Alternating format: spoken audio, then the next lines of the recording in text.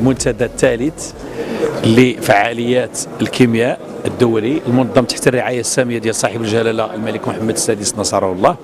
هو واحد الموعد جد مهم بالنسبه للصناعه المغربيه. كما كتعرفوا هذا القطاع مهم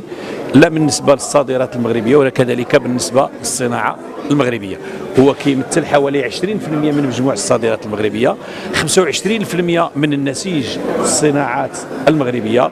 عنده كيوفر حوالي 220 ألف منصب شغل، وكذلك كيعطينا وكيحقق لنا 190 مليار درهم سنويا. اذا هذا اللقاء هو فرصه لقاء مع كذلك الاصدقاء والاشقاء ولي بارتنير ديالنا الافارقه باش نترجموا السياسه ديال صاحب الجلاله نصره الله اللي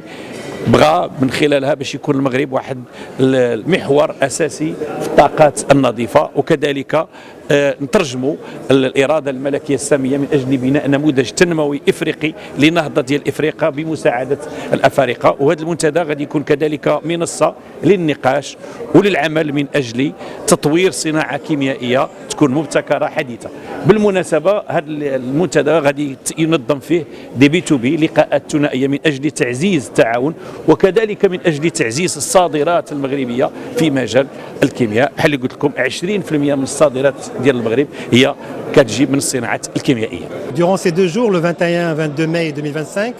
la Fédération de la chimie et parachimie organise la 3e édition du Forum international de la chimie, qui est placé sous le haut patronage de Sa Majesté le Roi Claude VI, et avec la présence de plusieurs ministres, plusieurs personnalités, plusieurs ambassadeurs, et aussi et surtout la présence de plusieurs dirigeants de grandes entreprises, d'experts internationaux, parce que le plus important dans le forum, c'est les panels justement autour de thématiques très importantes. L'hydrogène vert, la production de batteries électriques à haute performance, les dessalements d'eau de mer, la recherche-développement dans la chimie, qui pourrait, tout ça, Inch'Allah, pourrait placer le Maroc comme un hub mondial pour la chimie, pas seulement pour l'Afrique et la région, mais pour le monde entier. Nous avons des atouts très importants fait valoir, des ressources naturelles abondantes, des ressources humaines de haute qualité,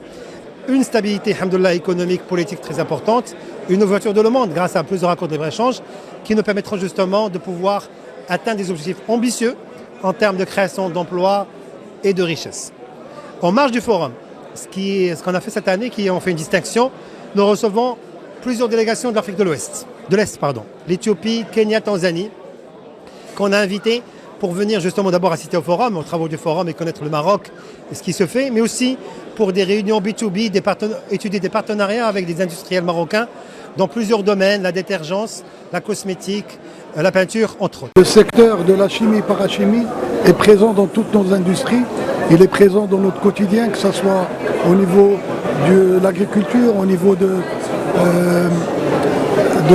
l'industrie pharmaceutique, au niveau de la construction, au niveau du textile. Ça pour vous dire à quel point l'industrie chimique est transverse dans nos industries.